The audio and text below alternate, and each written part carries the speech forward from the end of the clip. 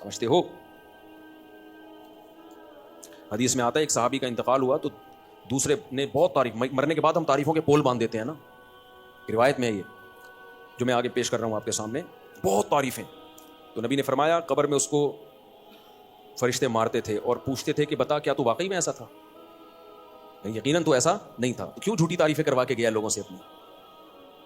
بعض لوگوں کی عادت ہوتی ہے نا کہ وہ اپنی جھوٹی تعریفیں کروا کے اپنے غلط امیج دنیا کے سامنے، جو اچھا امیج ہوتا ہے لیکن وہ جھوٹا ہوتا ہے، تو امیج ایسا بنا کے، یہ لفظ امیج نہیں ہے، مجھے کسی نے بتایا امیج ہے نا، تو میں جو انگلش میں غلطی کیا کروں مجھے بتا دیا کرو میرے بھائی، میں کوئی امریکہ میں تھوڑی پیدا ہوا ہوں. تو ایسا اس کا امیج بنایا ہوا تھا کہ یعنی جو بعض لوگ ایسا اپنا تصور لوگوں کے دماغوں میں بنا کے جاتے ہیں جیسے بہت نیک، تو ایسے میں اگر مرنے کے بعد آپ کی جھوٹی تعریفیں ہو رہی ہیں نا تو اس پہ بھی چترول لگتے ہیں کہ لوگ کہہ رہے ہیں یوں تھا تو تھا کیا تو ایسا ہے، پٹاخ ایک لگے گا بتا تو ایسا تھا. تو اس لیے جیسے ہو ویسے ہی مت رہو، اپنے بارے میں زیادہ نہیں تعریفیں کروایا کرو لوگوں سے. ہاں جو نعمتیں اللہ نے دی ہیں اس کا اظہار کرنے میں کوئی حرج نہیں ہے. مفتی صاحب اگر نکاح کے بعد پتہ چلے کہ بیوی کے عقیدے شرکیاں ہیں، بیوی مشرک ہے، تو کیا نکاح ٹوٹ جائے گا یا طلاق دینی ہوگی؟ اگر 100% پتہ ہو نا بالکل بغیر تعویل کے کہ شرکی ہے، وہمی آدمی تو ہر ایک پہ شرک کے فتوے لگاتا ہے، صاف لفظوں میں کوئی کہتی ہے کہ اللہ کے علاوہ بھی سب مشکل کشا ہیں، اور جب ان سے پوچھا جائے مشکل کشا کا مطلب کیا ہے تو بتایا بھائی اللہ نے اختیارات دے رکھے ہیں، جب چاہے نبی سے مانگو ہماری حاجت خود پوری کر دیتے ہیں وہ، تو یہ تو خالص شرک ہے. تو پھر ایسی صورت میں وہ اصل میں تو نکاح ہوا ہی نہیں ہے، تو اس کو چھوڑ دینے کا حکم ہے. اس کو یوں زبان سے کہہ دے میں نے اس کو چھوڑ دیا بس اتنا کافی ہے. یہ نکاح فاسد کہلاتا ہے. یہ صورتاً تو نکاح پایا گیا تھا نا، ایجاب و قبول ہوا تھا، تو زبان سے کہہ دے چھوڑ دیا، لیکن وہ اس سے ہم بستری نہیں کر سکتا، پھر جائز نہیں ہے. مفتی صاحب کسی نان مسلم کو اس کی پرسنالٹی دیکھ کر اچھا لگنا کیسا ہے؟ کوئی گناہ تو نہیں، اگر کوئی غیر مسلم ویسے ہی اچھے لگے اسے دیکھنے میں گناہ نہیں ہوگا.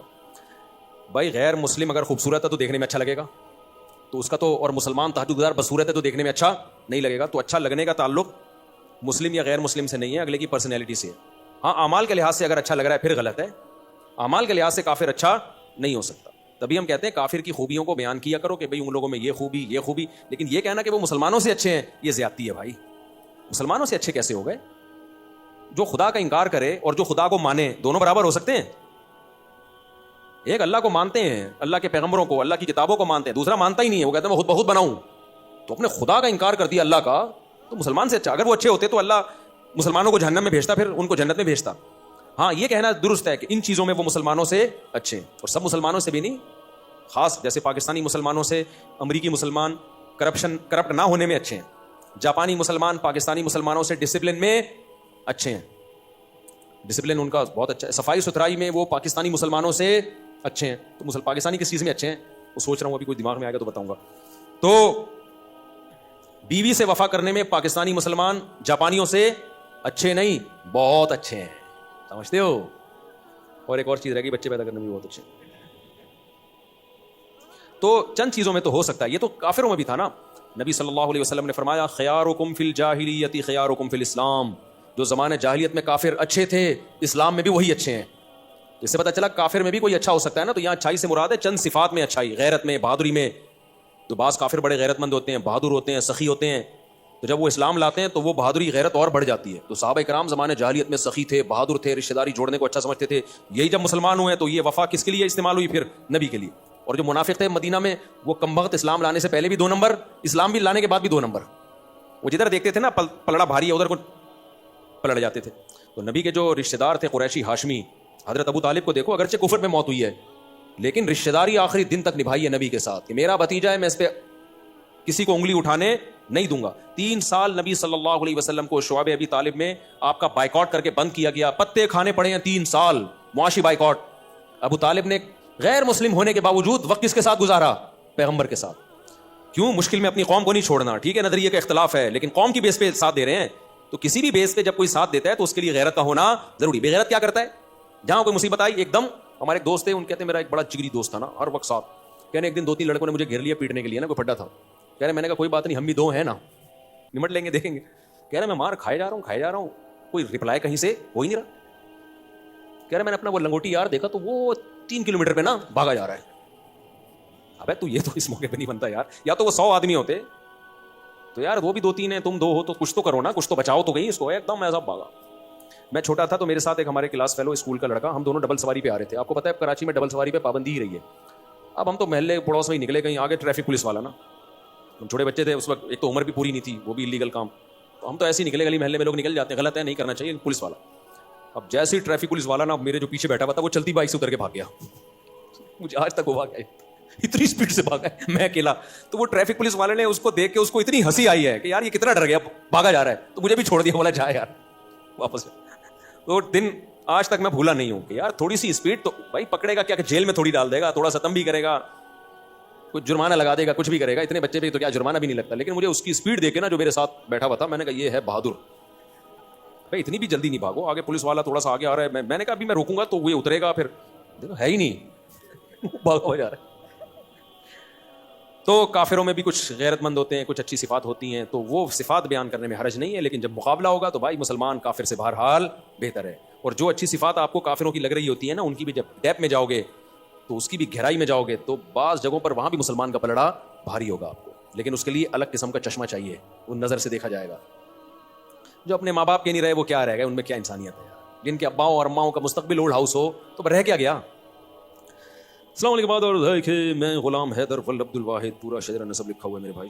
میری درخواست ہے کہ میرا نکاح ہو گیا ہے, نام سے پتہ چل رہا ہے کہ آپ کا نکاح ہو گیا ہے. میرا سسر شادی کرنے کی اجازت نہیں دیتا, وہ کہہ رہا ہے کہ مجھے اپنی بیٹی کی طلاق چاہیے, کسی بھی صورت میں بیٹی کی شادی نہیں کروں گا. آپ اس بارے میں اسلامی طریقے سے, اچھا کسی بھی صورت میں شادی نہیں کروں گا, اب اس بارے میں اسلامی طریقے سے مشورہ دیں کہ ہمیں کیا کرنا چاہیے. دوسری شادی پر میرے بیانات موجود ہیں, اس کے کیا فضائل ہیں, اس میں کیا مشکلات ہیں, کس کے لیے جائز ہے, کس کے لیے ناجائز ہے. میں عمومی بیان کرتا ہوں, کبھی کسی فرد واحد کو میں ترغیب نہیں دیتا کہ تو کر لے. مجھے نہیں پتا کہ اس میں تپڑ ہے یا نہیں ہے, کبھی کسی فرد واحد کو میں ترغیب نہیں دیتا. میں کبھی ان کو نہیں پکڑ کے کہوں گا یار تم نے کیوں نہیں کی, اتنے عرصے سے بیان سن رہے ہو, تم کر لو, یہ میں کبھی بھی نہیں کرتا.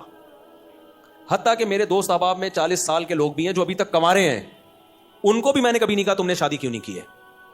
وجہ اس کی ہے کہ کسی کے پرسنل معاملات میں ٹانگ اڑانا یہ بہت غلط عادت ہے.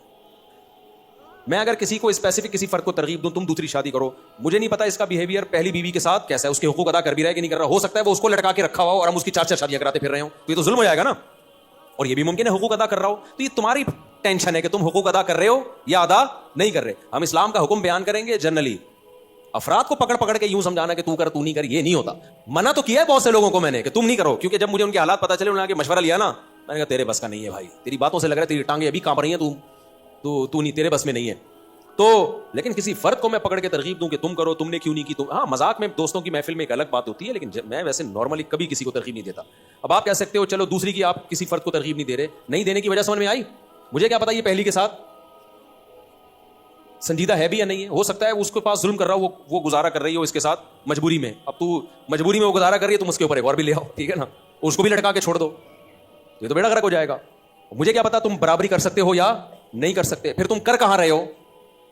بعض دفعہ آدمی شادی کر رہا ہوتا ہے, بھائی تم اتنی پیسے ہیں نہیں, تم شادی ڈیفینس میں کر رہے ہو, مالدار لڑکی سے کر رہے ہو, تو نہ تو اس کے قابل رہو گے نہ پہلی کے قابل. اس کا تو جیب خرچی 4 لاکھ روپے ہوتی ہے, پاکٹ منی. جو مالدار لڑکی ہے نا, پاکٹ منی ایسے چل رہا ہوتا ہے 4 لاکھ پاکٹ منی.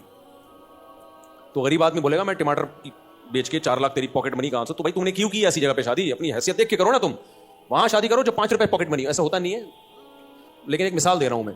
تو میں نہیں جانتا کہ بھائی یہ اس قابل ہے یا نہیں ہے کسی شخص کے لیے. میں فرد واحد کو, متعین فرد کو کبھی ترغیب نہیں دیتا, تو کرے گا خود. جب مسائل کھڑے ہوں گے تو بلی کس پہ ڈال دے گا. مفتی صاحب نے مجھے مشورہ دیا تھا, مفتی صاحب نے بولا تھا, تو بھائی ہم نہیں جانتے آپ کو, ہم تو ایک جنرلی حکم بیان کریں گے کہ جس میں 2 بیویوں میں عدل کی طاقت ہے, دونوں کے حقوق ادا کر سکتا ہے کہ نہیں کر سکتا, یہ خود فیصلہ کرو. اس کو چاہیے کہ کر گزرے اور کر کے بتا دے کہ ہو گئی. باقی کس میں طاقت ہے کس میں نہیں ہے یہ آپ نے فیصلہ کرنا ہے, یہ میں نے فیصلہ نہیں کرنا. آپ کہہ سکتے ہو چلو 2 شادیوں والے کو آپ مشورہ نہیں دیتے, تو کمارے کو آپ تو دے سکتے ہو نا, جو آپ کے 40 45 سال کے دوست کما رہے ہیں, ان کو کیوں نہیں دے رہے. بھائی یہ بھی کسی کی نجی زندگی ہے, مجھے نہیں پتا اس کی کیا مجبوریاں ہیں.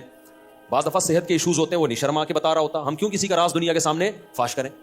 وہ مجھے تھوڑی بتائے گا میرے اندر طاقت نہیں ہے. بعض دفعہ طاقت ہوتی ہے, مرد ہوتا ہے پورا انسان, لیکن اور کوئی مسائل ہوتے ہیں اس کے, تو وہ تو جب کسی کی ڈیپ میں جاؤ تو پتہ چلتا ہے نا کس کے ساتھ کیا مسائل چل رہے ہیں. تو بھائی شریعت نے ہمیں حکم دیا ہے کسی کے پرسنل معاملات میں گھسنے کی آپ کو اجازت نہیں ہے. کہ یہ کیوں نہیں کر رہا ابھی تک میرے بیان میں 10 سال سے بیٹھ رہا ہے, اس نے ابھی تک دوسری شادی کیوں نہیں کی, اس نے پہلی کیوں نہیں کی. بھائی جان بیان میں بیٹھ رہے ہیں, نظریہ درست ہو رہا ہے, عمل کرنا نہ کرنا یہ اس کا ہیڈ ایک ہے, یہ ہمارا ہیڈ ایک نہیں. اور نام بدگمان ہوتے ہیں. میرے جو دوست 45 سال کے ابھی تک شادی نہیں کی, میں بدگمان بھی نہیں ہوتا, ان کا ذاتی معاملہ ہے, یہ خود بہتر سمجھتے ہیں. تو اس لیے میں آپ کو بھی ترغیب نہیں دوں گا جنہوں نے پرچی دی ہے نا. یہ مجھے نہیں پتا آپ کا اپنی پہلی وائف کے ساتھ سلوک کیسا ہے, آپ دوسری کر سکتے ہو نہیں کر سکتے. اب لوگ آتے ہیں میرے سسر کو سمجھا دیں کہ مجھے دوسری کی اجازت دے دیں. سسر کبھی اجازت نہیں دیتا, اور سسر سے اجازت لے کے کرنے بھی نہیں چاہیے, کیونکہ باپ بیٹی کا رشتہ, بہن بھائی کا رشتہ شریعت نے ایسے بنایا ہے کہ اسلام یہ رشتوں کو توڑنا نہیں چاہتا. باپ اگر اجازت دے گا نا لڑکی کا, تو بیٹی کے دل میں کیا آئے گا, مجھ پہ سوگن آئی ہے کس کی وجہ سے, میرے باپ کی وجہ سے, تو اس کا ریلیشن کس سے خراب ہوگا, بولو باپ سے. تو اسلام یہ پسند نہیں کرتا. تبھی نبی نے 2 بہنوں سے ہی نکاح کرنے کی اجازت نہیں دی. فرمایا 2 بہنوں سے نکاح کرو گے تو رشتے توڑ دو گے, کیونکہ بہن کی محبت سوگن کی نفرت میں تبدیل ہو جائے گی. سمجھتے ہو گے نہیں سمجھتے؟ تو اسی طرح یہ کہ میرا جو ہے نا سالہ مجھے اجازت دے کہ میں دوسری شادی کروں گا, تو سالہ کبھی اجازت نہیں دے گا. ایک تو اس لیے کہ وہ ہے سالہ, دوسرا اس لیے بھی نہیں اجازت دے گا کہ شریعت نے اس کو مکلف ہی نہیں بنایا اس کا, کیونکہ تم کرو گے تو بہن کا بھائی سے رشتہ کیا ہوگا خراب. بہن بولے کہ میرا گھر تباہ کرنے والا میرا بھائی ہے. تو اس لیے بھائی یہ سسرال سے پوچھنے کا کام ہے ہی نہیں. تپڑ ہے تو پاس کر, ورنہ برداشت کر, یہ کام. اور کرو جب حقوق ادا کرو. تو کون کرے گا کون حقوق ادا نہیں, یہ مجھے نہیں پتا بھائی. اس لیے ہم جنرلی ایک شریعت کا حکم بیان کرتے ہیں. قرآن نے بھی حکم بیان کیا کہ جو 2 بیوی میں برابری کرے وہ 2 3 4 شادیاں کرے. اللہ نے الگ الگ نام لے کے نہیں بتایا کہ انڈا موڑ پہ فلاں صاحب بھی کریں, اور پٹیل پاڑا پہ فلاں صاحب بھی کریں, اور ڈیفینس میں فلاں صاحب, اور 14ویں صدی میں فلاں لوگ کریں, اس اسٹیٹس کے لوگ کریں, اس اسٹیٹس کے لوگ نہ کریں. یہ کہیں نہیں ہے. جنرلی حکم دے دیا بھائی, جو ان قواعد پہ پورا اترتا ہے ترغیب دے دی کرے, کیونکہ بیوہ طلاق یافتہ عورتیں سوسائٹی میں بہت زیادہ ہیں.